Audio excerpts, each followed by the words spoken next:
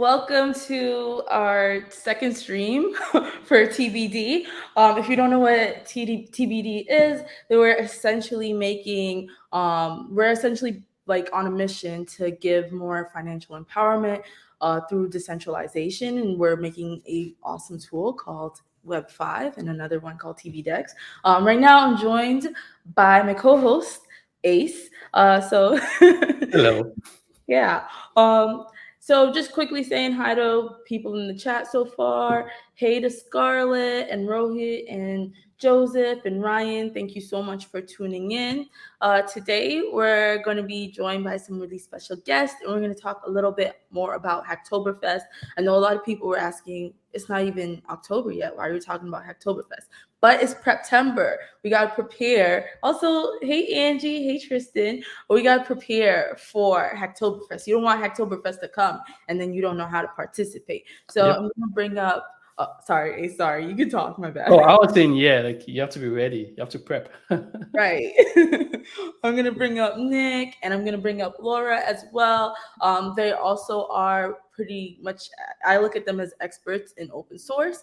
And I'm going to let everybody like introduce themselves. Maybe I'll go like the order I see is like Ace, Laura, Nick, and I'll shut up and stop talking. All right. Hello, everyone. I'm back again.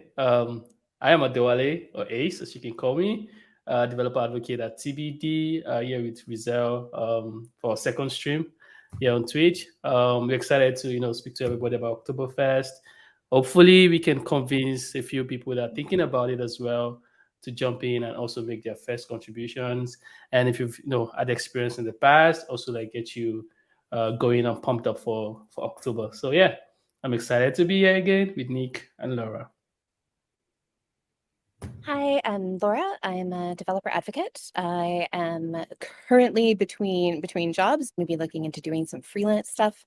I have some experience with open source because the docs that I owned for the company that I worked for before, called Suborbital Software Systems, those were open source docs, and we had an open source project. However, I have never contributed to Hacktoberfest before, so I have like a newbie, not newbie, weird liminal status, and that's cool. It's perfect for this conversation. Sorry, go ahead, Nick. Yeah. Hey, everybody. My name's Nick Taylor. Currently in my first week, actually, at Open Sauce, a company you may or may not have heard of, but continuing to work in open source, which I love. So pretty pumped. Week one's going super well, and I think I've participated in 4 Hacktoberfest now. I think maybe 5, but I think it's 4. So excited to just chat about all this stuff, and thanks for bringing the pressure, Rizel, by saying we're experts on it. So 5 Hacktoberfest, you're an expert. I've only done like 2. But thank you all so much for joining me, like to the chat and to you all, the panelists too, because I know I like asked y'all like last minute. I'm a very like spur of the moment type of person. But I'm really excited for this conversation. I'll say hi to a couple more folks. Hey Tristan and Jacob and Leo and Mary Blessing and Yuri. Thanks for tuning in. Really appreciate y'all for tuning in. So we did our introductions. The first question I want to just get to know from y'all is like, how did you even get involved in open source in the first place? And do you remember like the first contribution you made? Did you have any blockers? Do you still have blockers? Something to just like help people who are like considering contributing to open source, but they're like a little bit nervous, like just be a little bit like honest and vulnerable. I don't know if y'all want an order of who should go first. Yeah, I can go. I can go. So the first time I contributed to open source was actually because I was trying to figure out like the next level in my software development journey. So I had built a couple of crude applications, like just regular stuff, regular websites, and I was curious, like I want to start building something more exciting. How do I find what to build and all of those things? So I was speaking with a colleague. A couple of people might know him. His name is Prosper Temuiwa. He's also a developer advocate. And he was like, do you want to check out some projects on GitHub? Do you want to like explore open source? You can get inspired, find ideas. And I was like, what is that? I mean, I've always, pushed projects to GitHub because I learned about version control, but I never like particularly thought about it in sense of open source and how we could, empower or just, teach me and stuff like that. So I decided to, go through Prosper's GitHub repositories and just, oh, I like this project. And fortunately, at that time, it was trending. It was like one of the top trending developers on GitHub for a project called Laravel Hackathon Starter. So I just went through the project, saw what I could contribute to, and provided support. And I sent in a PR. And it was pretty easy because I knew who was the creator of the project, the maintainer, and I was able to, just throw ideas off of him and then just send him that PR. And after that, I was like, I just contributed to open source. And since then, it's just been like a normal stuff for me, just going through projects that I install through NPM, projects that I feel like, oh, I could improve this and all of that stuff, and just sending PRs. And it's really good. But for also for people that are not necessarily developers out there, one of my favorite open source contributions was actually non-code. I was going through stuff and I saw a discussion, I believe, on the PHP GitHub repository, and there was this feature that had to do with how people were sorting multi-sort when you want to sort two columns at the same time, and they were having conversations. So I genuinely conversation was just going back and forth because I used it a lot at the time, and I had to give an update as to why that feature is there and why they should make certain updates to it. And it felt really good because I just changed the direction in code of this project without sending any code. And I was like, oh, this is one of my favorite open source contributions, and I didn't even have to write code. So I always like to share that part for others that might also, specifically not be able to contribute code at certain times. But yeah, that's my open source journey, and it's been pretty cool since then. I love that. Go ahead. I guess we can do the same order if that's okay. Like Ace, Laura, Nick. I don't know. Yeah, sounds good. Sounds good. Yeah, so my first open source contribution was at so the Women in Machine Learning and Data Science group has, or used to have before the pandemic, sessions in different places. They were in person, where people who were who identified as women or other marginalized genders could come and get like handholding for contributing to scikit-learn, for instance. And so my first PR was like a docs change to scikit-learn. But it was really, it was a little bit overwhelming because of like all this weird stuff that had to happen with like virtual environments, and there was this and there was that, and pull requests were new, and like review, and then this thing. And it was just like, I didn't retain anything except, oh, that was hard. And the next time that I made a contribution was in my job. And so probably all of y'all know Ramon at Hola Soy Milk, who held my hand for my first couple of PRs there. And so I am forever indebted, and always looking to pay that forward. So something that I'm considering doing for Hacktoberfest is having, so I used to be a math lecturer, and so I was considering having like office hours, so that people who like, they want to make a contribution, but they're not totally sure about like how do GitHub issues work, how do pull requests work, like branching and all that kind of stuff. Like, even if I don't know what's going on with their particular contribution, I still, I have like the principles behind the version control bits. And so I could like have people, if people could come and get help with that. So that's kind of what I'm thinking about doing for Hacktoberfest. I love that idea. I like that. I'm hoping it's good. Awesome. Yeah, I guess I'll go next. So I always say my first contribution open source is 2015, but I've looked at my first PR and it's actually 2014. But I'll just drop a link in the chat. It's a fun website if you're ever interested in like anybody, like if you're like, somebody you look up to in open source, you can go to this site, put in their GitHub handle. So like, everybody starts somewhere. And I'll say this about, for me, at this point, I hadn't used Git at all. I was working prior to 2016, I was working in a Microsoft shops, and this is pre.NET being open source. So I was using something called the Team Foundation server that Microsoft provides. It's called TFS. And then I used other version controls before that. So like, I didn't know Git at all. So that alone was super stressful. And the other thing was, it's like, it was my first PR, and I'm like, okay, everything's got to be perfect, got to do this, got to do that, because like I was, and then in my head, and now that I know better now, but like I was like, okay, it's gonna be perfect, and they're just gonna merge it. And of course, they didn't just merge it. There was feedback, and I think what I would say to people is, it's totally normal to get feedback, and it's totally cool to be super nervous or stressed out about it the first time, because that's literally how I felt. I think the other thing I'd say is, I think it's good to learn Git, but I'm not kind of the mentality that, oh, you have to do everything on the command line or you're a terrible person, kind of, or a terrible coder. I do happen to use the command line most of the time. I kind of forced myself one week when I was at a new job, and it just made my brain hurt. But I kind of complement it with a Git UI as well occasionally, when it's like there's stuff I can't make sense of it from the command line. I got to go look at it, So I guess that's my general rule for anything. Use the tools that make you productive, So those are my two mini knowledge nuggets to get things going. So love that. I feel like that. Well, I'll quickly share my open source contribution. I talk about it too much, so I'll make it short. But then I have a question to like lead off of yours. So my first open source contribution was when I was a little bit before I was joining GitHub. Like Brian messaged me and he was like, "Hey, I know like you said in the interview you never contributed to open source, but like you're gonna work at GitHub, so you should try it."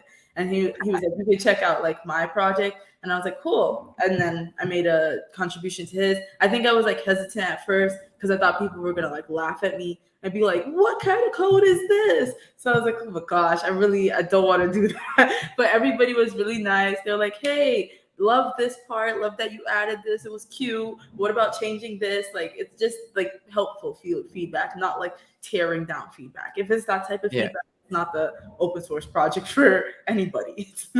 yeah, for sure. to jump off of something that you were saying, Nick, and I think all of you actually, I wanted to know a little bit about any tips for version control, right? Because you said maybe sometimes you don't use the command line. Any UI tools that y'all use? And then on the topic of non-coding contributions, what other things can people do if they're not software engineers? And anyone can go. I don't know. Cool. I guess I'll go, since I mentioned the using both. Like I said, for the most part, because I don't consider myself a Git expert. I have Git aliases. That's one tip I would say if you do happen to use a command line. Happy to share some of those later if folks want. But there's a bunch of things I do every day, so it's just repetitiveness. But when I do need to look in a UI, I've been using it's an open source project called Fork. I'll find the link to it, but I found it pretty good. I know there's others, but I enjoy it for I forget who introduced it to me, but I find that super useful. Yeah, so for me, I've never used a GUI for making pushes, commits. It's always been a terminal. I know I'm feeling weird about it, but yeah, I feel like that's all I've had to do. You just use the terminal for pushes and pulls. So when I first started at Suborbital, I had a really hard time trying to figure out, like, just picturing everything. And I said, what I really want is just like a graph. Can somebody please? Because all of this is a graph, right? Like, I studied graph theory when I was in grad school, and like, it's a graph. Can you please just show me the graph?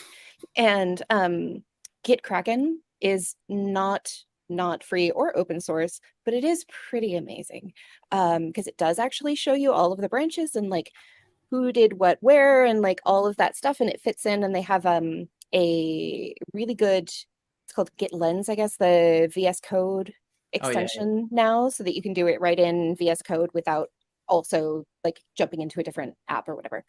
And so that's really nice.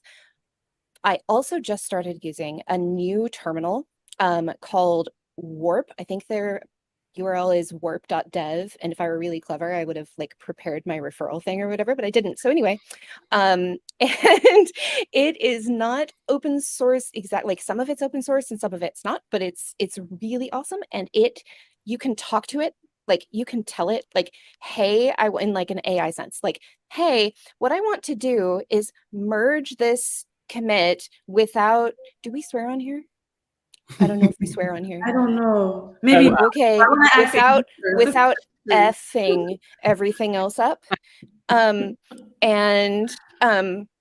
Oh wait, it'll maybe like you go it'll for it. show you, oh okay, without fucking everything else up. Okay. And so it'll because it actually uses a project called The Fuck. And that is open source, and you can just find it on GitHub, and it will like, if you type a command or whatever, and you know how your terminal will be like, I don't even know what you just said or whatever, The Fuck will be like, here are some things that you might have meant, and then you can just like click tab or like hit tab, and it'll like fill in what it really was. So yeah, love those. That's so Those are pretty cool. Yeah. Go ahead. I was saying, we were saying the same thing. I was saying that was pretty cool. I gotta try that out. I've been using Fig. I think they got acquired by AWS, but it sounds a little similar. It doesn't have the fuck thing, but like you can just type in what you want to do, and then I know I don't work at GitHub anymore, but they got the Copilot CLI, and I had like access to that, so that was nice as well. I'm gonna look at some of the comments. We have Matt. Oh yeah, you highlighted fig.io. We have Matt saying, I always felt bad. I couldn't remember how to do Git properly.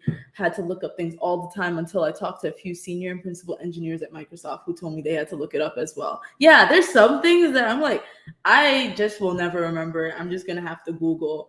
Yeah.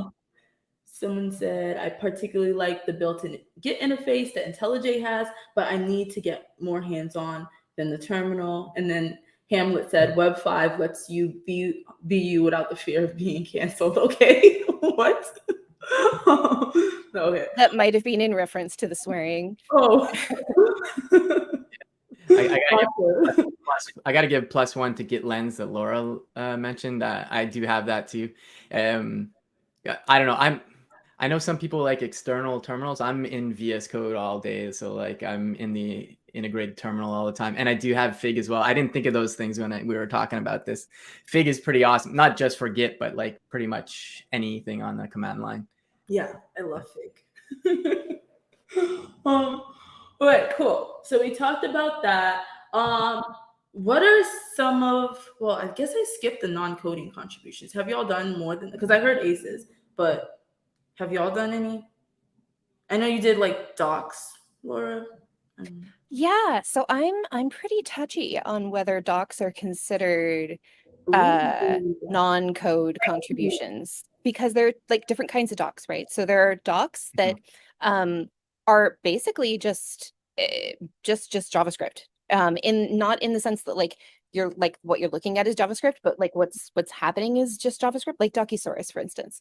And so you can be making adjustments to what's effectively just a website. You're just changing like links, and I mean even that, like that's HTML under the hood, right? So is that a non-code contribution? I'm not sure that it is, really, you know? So yeah. And then, but definitely docs where like what you're doing is you're coming up with code samples and talking about like how the code works. I'm going to fight anyone who says that's a non-code contribution, you know? Absolutely. Yeah. I like that. That's a good perspective. Yeah, I agree. Because I mean, you're working directly with the code.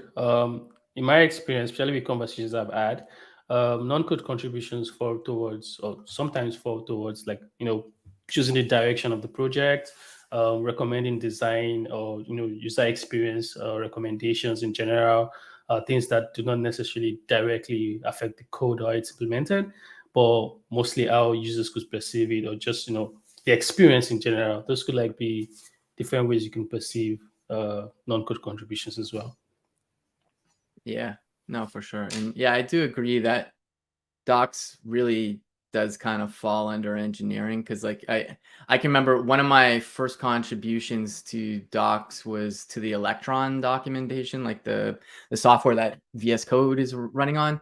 And this is like, I was at this startup in like 2016, and the first time I was using Electron. And so like I'm reading their docs, and it's like, okay, this is how you do this particular thing. I can't remember exactly what it was, but I copied the code sample, and I'm, trying to run it, and I keep getting a bug. And then I finally clued in, like, the code snippet is wrong. Like I fixed it in my own code, and then I submitted that, and I felt really good about that. Not because it was Electron, which is a big project. I felt good about it because somebody else isn't going to waste an hour now, and like just think of all the hours other people would have wasted had I not updated that. And I just think it's super helpful that way. But for other non-code contributions, I can't think of any for myself personally, but I know a friend of mine, Anthony Campolo, who I believe Rizel. So Anthony, I think he's still on the Redwood JS framework core team. I'm not positive about that, but basically he contributed zero code, or even I think maybe docs eventually. But basically he started creating content. He was writing blog posts and just advocating, saying like, hey, this framework's great, or it's not doing this well. Like he'd write up constructive blog posts about it, and the Redwood core team just goes like, hey, why don't you just come join us? And like, people, I don't know, recently I've been just seeing a lot of people talking about green squares on GitHub, and it's not really reflective of work you do. And even if you are doing engineering work, like when I was at Netlify, a lot of times I'd be pairing with people, like one of my coworkers, or sometimes something's just bigger work and it takes a long time, so but I really love, like, Anthony's the example I always come back to because it's the only one I know of. But I think it's a great example of being a advocate for that particular project because he enjoyed it, and then they brought him on. I think that's pretty cool.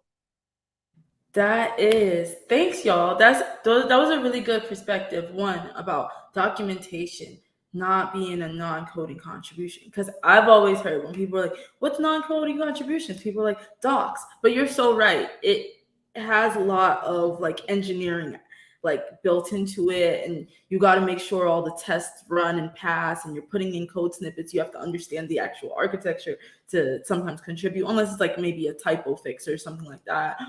So I love that. Yeah, if you're touching code, it's a code contribution. Yeah. The end, as far as I'm concerned.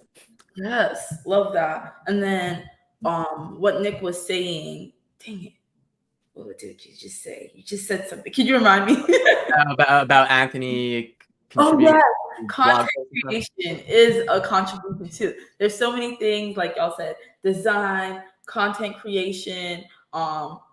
There's some projects I know, like Open Source does this, where they have like a triage team where maybe you want to like get your project management skills up, or you're not really completely ready to contribute code. You can kind of help the maintainer like label and triage different issues that are within the project. So that's another way that if you wanted to get involved in Hacktoberfest.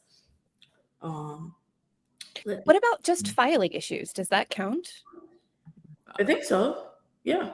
Because because then, I mean, I've done, a lot of like, oh, hey, I expected this thing to work like this. It did not work like this. Often that's just because something's out of date. It got written 2 months ago and something got updated yesterday, and so now it's wrong. And that's just going to be the way that it is, or whatever. And so that's something that I think that people can do. Like, I tried this, it did not work in this particular way. Boom. And that's absolutely a contribution, because you're bringing it to the attention of the maintainer. It's like, oh, hey, this isn't working the way that people expect. Yeah. Oh, go ahead. Oh, no, you go. No, I was just gonna say, yeah, exactly what you said. And I think Matt's saying the same thing, like file an issue, but have some details in it. And I think that's like a note to maintainers as well, to help contributors be able to do that by having like maybe an issue template or something like that with like required fields. That way we make sure that people list the repo steps. Go ahead, Nick. I knew you were saying something. Oh yeah, no, yeah. What Matt was saying too, like the reproduction steps, like maintainer. My voice is scratchy. Yeah, what's going on there? I'm going through puberty again. I don't know. Yeah, no. It's super important, the issues, and like, B Dougie's got like a great blog post. I don't have it handy, but like talking about there's no good first issues. I think that's the title. But like, I think this kind of touches on Hacktoberfest. But if you're a maintainer and you're looking to get some contributions, there's a lot of times where there's stuff like, I could probably do it myself, but we're trying to get people into the project. So like I've created some issues even before I started working at Open Source. But oh, thanks for dropping that link. And I remember it was just like I debugged the issue. I figured out what the problem was. I didn't fix it though. I was like, this would be a great contribution for somebody new, because it's intimidating sometimes to get into stuff. So I literally showed the bug, what's happening, and then I wrote literally what code you had to change to make it work. And and I got this kind of from Brian, and I like the idea because it slowly builds up the confidence for people, because it's, like we've been doing this a long time now, so like I feel pretty comfortable now. But like you have to kind of take a step back and remember, like, I was freaking out when I was trying to do my first pull request. So like I think it's a great way to get people involved with the project. Yeah, that's a very, very good point. And thank you for bringing up that blog post. Okay, I'm going to switch into more of maybe Hacktoberfest-ish. I don't know. I'll try. But I guess, what is the benefit of contributing to open source, or why should people get involved in Hacktoberfest? Either one. So for me, the first time I did make a PR for an open source project was because I wanted to, how should I put this, level up, just, be more involved in projects that were possibly beyond what I was building at the moment. And when you find yourself in having a challenge to face, then you level up, and then you figure out how to do that, and then you start acquiring more skills.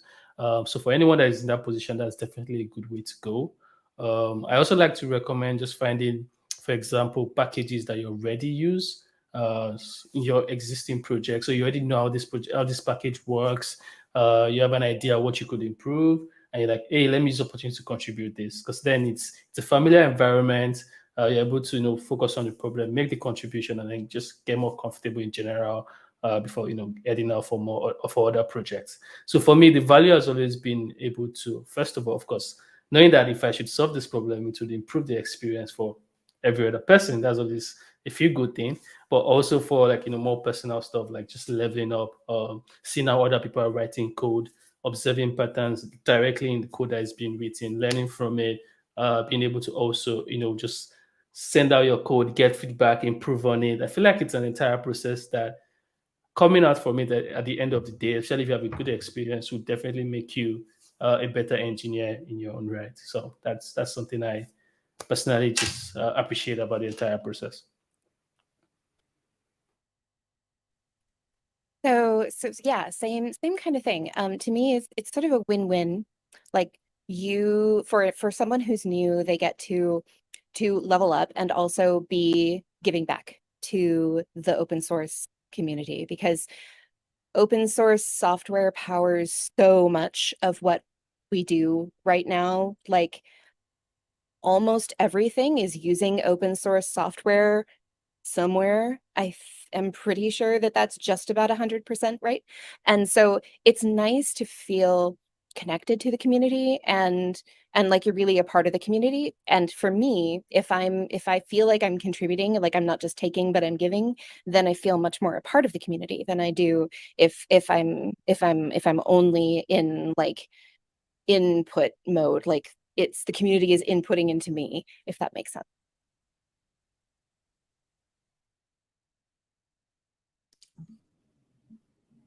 Okay, cool. I don't know if Nick had anything to say. No, my brain froze for a second. Oh, yeah, no worries. I've got to reset. I was reading the chat and completely got sidetracked. What was the question again? Just so I get back on track. It was like, what is the like benefit from like participating Oh, yeah, in Hacktoberfest or open source for you? yeah. I guess the first thing I'd say is it's kind of a privilege to be able to work in open source. Like, not everybody can dedicate time to this. Um, but what I will say is if whatever's going on in your life, if you have time to contribute to it, I think it's amazing. It's been the best thing to happen to me in my career, to be honest. My last 3 jobs are all like my current job, which is my most recent one. That's obvious. What am I saying? But like the last 3 jobs, including open source, they're literally all open source. And I literally got those jobs. Dev 2 was 100% because I've been contributing to the project. Same for open source. Netlify hadn't really contributed to projects, but they liked my open source work. That wasn't the only reason I was hired, I guess, but like it definitely played into it. But I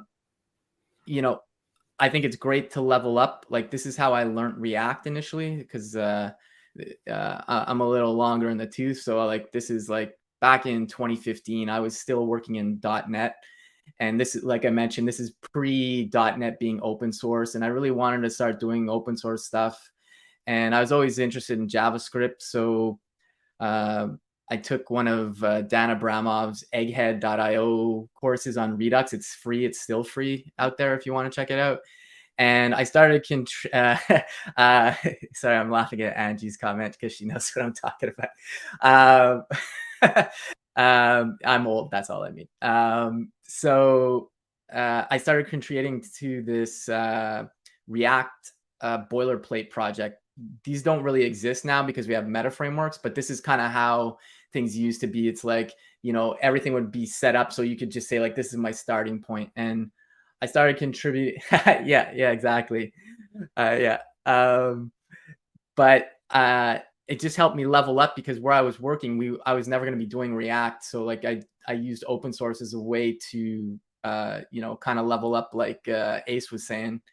Aside from that, it's just, I've met so many wonderful people. And don't get me wrong, I know there's terrible people on the internet. There's somebody always ruins things. But in my experience, it's just been such a positive thing for me in my career. That's what I'd say. That was good advice. There was lots of good advice in there. Yeah, to also like piggyback off of that, Scarlett just made a comment about getting some dev stripes, and personally for me, especially with the early parts of my career, I did get a lot of opportunities. Just people seeing how I was writing code, like it provides a form of visibility to people, and then being able to get hired. For example, Nick was able to get into Dev 2 and open source because he was making contributions already and was just visible that way. So while it's not always going to work out for you to get hired that way, but it's also just doesn't hurt if you have that that bandwidth, that space. It's just an additional benefit as well. Yeah, that's true. It's not. Oh, go ahead, Nick. I just heard.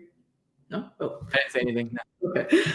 I was just saying, yeah, that's really true. It's not a guarantee that it'll get you a job, but it does help hiring managers see maybe how you interact with other engineers and how you work within a larger repo rather than just your personal like portfolio projects that you have. So it can be helpful. Okay, Laura got a question for us, and I think it'll be a great one because it'll lead into a little plug for me afterwards about like Web 5 and TPD. So go ahead, Laura. So the reason that I have never contributed to Hacktoberfest before is because I find it incredibly, well, thus far, impossible, in fact, to find a good open source project to contribute to in Python. Because I don't do web dev. And so like I'm looking, and I have used open source. Like I've like done the like, okay, I'm gonna restrict this to like Python stuff. And then everything that's labeled as good first issue is like whose good first issue? Like, oh, I've been doing this for 15 years, but this is the first time I've contributed to this project. That's cute, but like, come on, and then yeah, and so like for people who aren't coming at it from a web dev type perspective. Like, okay, so if I'm doing more of like a data science-y type thing, or a just Python-y type thing, or a, I don't know, back-end, DevOps, InfoSec, all of that stuff, outside of web dev, how do you find a good project? And this may not be the right audience to ask. Sorry.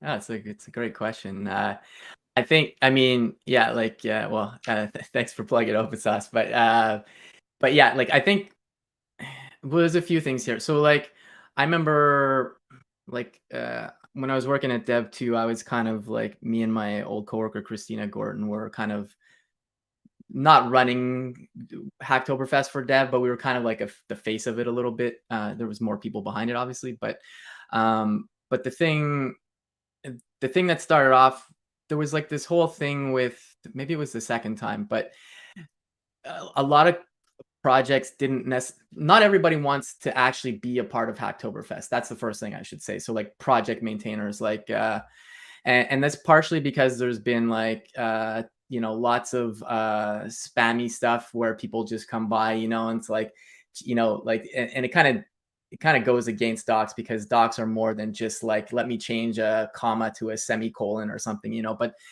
that kind of mentality kind of like just really annoyed a lot of maintainers. So they improved this process. So now you have to actually tag your repository with, like, how you have those, like, I'm not sure if they're called tags when you go to the main labels, I think. Yeah, labels. So you have to put Hacktoberfest there, or if an issue is for Hacktoberfest, they can do it on an individual basis by just adding the label to an issue. And I'm just bringing this up because, like, Triple B, a bald bearded builder there, was saying, like, it does seem to skew more towards web dev, and maybe that's just, there's a lot of people in the Python world that don't want to participate. I'm just guessing. I'm not saying that's the case. I don't know. But I think we'll be surfacing some stuff, at least on open source, where like it's more like Hacktoberfest related. Like, it's not out yet because we're still working on it. But aside from that, I've always also mentioned, folks, just, there's the github.com/explore. You can look at the different languages there and stuff. The way I've typically contributed to open source is, I don't know about all of you, but I'm terrible at creating projects. I really am. It's like, I don't want to create a to-do app. I could, but and I'm just busy and stuff. So I'm like, and I just gravitate towards stuff. So like Dev2, for example, I still use it, and I loved it when it first came out.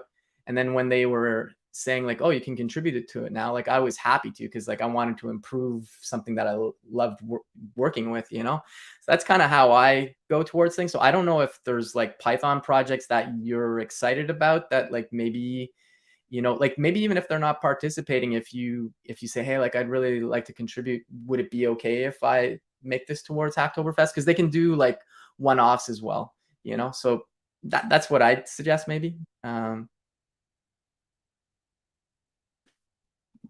Go ahead, Ace. Yeah, I think that definitely explains what I was going to say even better, because one of the ways I recommend for people that want to get started in general, while it might not apply specifically to Oktoberfest, because maintainers are required to put the label, is trying to find projects that you already use in your space, maybe in some other project that you've used, or something that is easily discoverable. But then Nick's advice, if you find a project like that, even though they've not opted in to participate in Oktoberfest, just being able to engage in the conversation, like, hey, I want to do this, I'm able to contribute this. It shows that you're about to add value to it, but then making a proposal like, can you make this an Oktoberfest issue, would also go a long way in, okay, this project, you've indicated that you want to provide value to it, make it an Oktoberfest issue. So I think that's definitely a very good approach when you've discovered a project that you can contribute to. But for discovery in general, checking out GitHub Explore links, projects that you've used, that you've had experience with in the past, that you feel like you can improve one way or the other, is always a good way to start as well. Yeah, I don't have like advice around like finding a Python project, because I'm not a Pythonista. I'm trying to like get in there. So I like write a little bit of basic Python, but I'm like very much web dev, JavaScript person. But I do relate with the fact that sometimes I'm like, okay, good first issue. And then I read it and I'm like, this is like some legacy knowledge. Like there's no way I really know how to do this. The only thing that's been really helpful for me is like, I'll usually choose a project where I know there are other people I know contributing in it. And I know that's like not something that, like, I'm already friends with the people. I know that's not something that everyone can do. But like sometimes I'd be like, oh, okay, like Becca or Brian or somebody already contributes to this. I feel more comfortable asking them. And I'll like hop in the Discord a lot and be like, hey, I picked up this ticket. I don't know what it means. Can you guys like walk me through it? I've seen a question here that I realized I maybe made a wrong assumption that people didn't know exactly what Hacktoberfest was or how it works. And I probably should have started off with that. So to answer anyone who's tuning into this, and y'all can like add in, like make sure like this definition gets improved. But basically, Hacktoberfest is a month-long celebration of open source during October. So it's not really, I wouldn't say it's like a live event. It just happens during the month of October. And it's run by like organizations like GitHub and DigitalOcean and Dev.to, and they essentially encourage people, whether you're a first-time contributor or a veteran contributor, to take some time and contribute, make some contributions to open source. So a lot of like projects will, or a lot of open source companies will like label some of their repositories and be like, hey, if you contribute here, you will get this counted as a Hacktoberfest contribution. And if you have a certain amount, like whatever the rules are for Hacktoberfest, you will like get a prize. Maybe it's a t-shirt or you get a tree planted in your name or something like that. So that's how I would describe it. Will y'all add more? Is there anything I missed out? I think you covered it pretty much. Okay, cool. And then people also linked hacktoberfest.com. And I will use this as a moment, especially since we only have a few minutes left of this stream, to kind of plug TBD and Web 5, our participation. I'm going to share my screen really quickly. Ebony, who is our technical community manager, wrote a really great blog post. And yesterday, Ace did a really great job at like kind of describing everything in the blog post. So I'm just gonna link it here. Is it only Python, Rochelle? No, it's all. So just to be more, oh, I'm hiding Laura's beautiful face. Let me put mine at the bottom and everybody else doesn't get hidden. It is not only Python, it is all like open source projects. So like it could be JavaScript, all different languages. And if you maybe rewind the video, we also talked about ways that you don't only have to contribute code. It could also be like content or there's just a variety of things that you can do, design and stuff like that. So if you can go ahead and go to this link on our dev.to/tbddevs, Ebony kind of like lays out how we're going to be participating in Hacktoberfest. We talk about like the guidelines, what you can win, how to find different issues, and like what the rewards will be. Like we have some swag from the TPD shop. We have a couple of events that are like cool to dive into. Like some of them are going to kind of give you a way to brush up on your Git skills, or you can talk about like PR reviews with us. And then we highlight some of the projects because TBD has many projects. So we have like our developer website, which is kind of the documentation site. I liked how like Ace described it as that yesterday. And that could be one that's good to contribute to. We have like a Web5.js project and the DWN. So these are more of like, I guess, how will you describe these, Ace? Yeah, so we have the Web5.js SDK, we have the WN SDK, and a running server as well for DWNs. If you have experience with this already, you can also check out the first time issues that Ebony and the rest of the team have also gone on to create. So if you're looking to get into Web5, it's also an opportunity to like explore some of these projects and get familiar and see opportunities that you could also contribute. We also have a Discord, so if you're stuck, if you need help, if you just need a bit of some guidance, we are readily available to also provide support in that regard. And that's discord.com/invite/tpt. I think we have it on the screen. So yeah, exactly. So that is how I would describe it. And these are the projects that we're also putting up for people that also want to explore contributing to open source in this period and beyond. Awesome. Yes, awesome. And yeah, Rochelle, unfortunately, with StreamYard, the comments don't go to LinkedIn. So you might have to manually type it, or I'll try to like find you on LinkedIn, send you that message. Todd made a great comment that like one of his first Hacktoberfest contributions was a CSS that fixed an accessibility issue. So that's another thing. If you are passionate about accessibility, you can make those type of contributions too. And I know Ebony's going to be creating a lot more issues. I know there's like a few already on the list, but she's still creating more. So definitely be on the lookout for that. And it looks like Scarlett already claimed 2 good first issues already. So thank you so much. All right. I kind of went over maybe 1 or 2 more minutes than I expected to. So I just wanted to wrap up with a fun question for everybody that I always ask people in all of my streams. What's your favorite Beyonce song? I know y'all might not be prepared, but it's very important.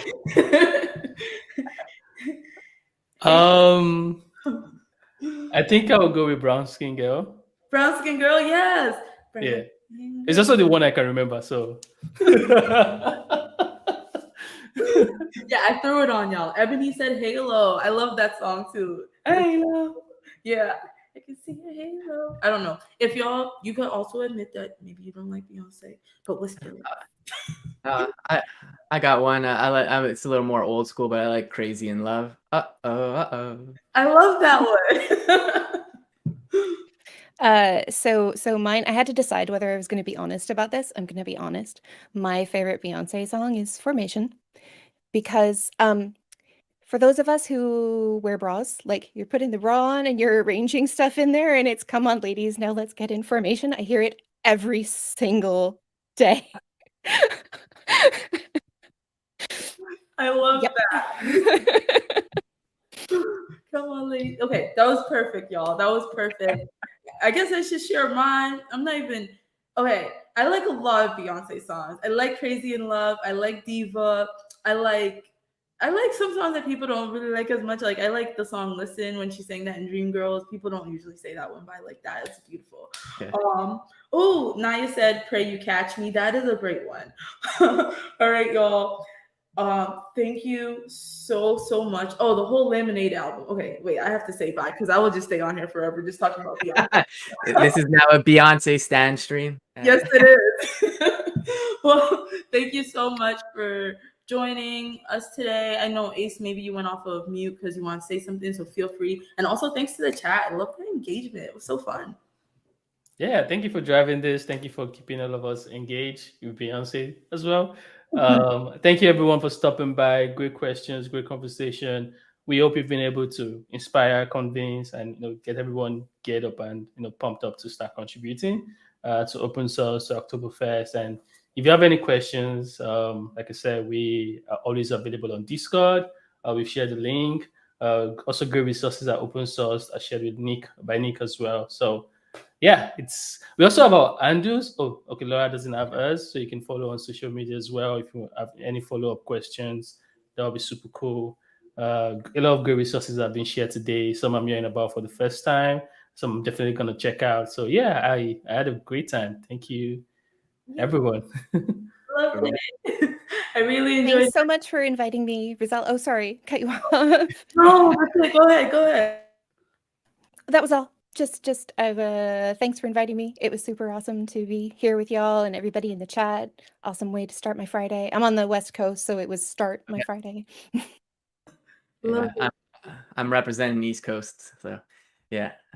But yeah, no, thanks for having me on, Ace and Rizel. It was a lot of fun, and yeah, hope everybody has a fun Hacktoberfest, and yeah, just go get it. Yay, thanks y'all so much. It was great advice. Happy Friday and bye everyone.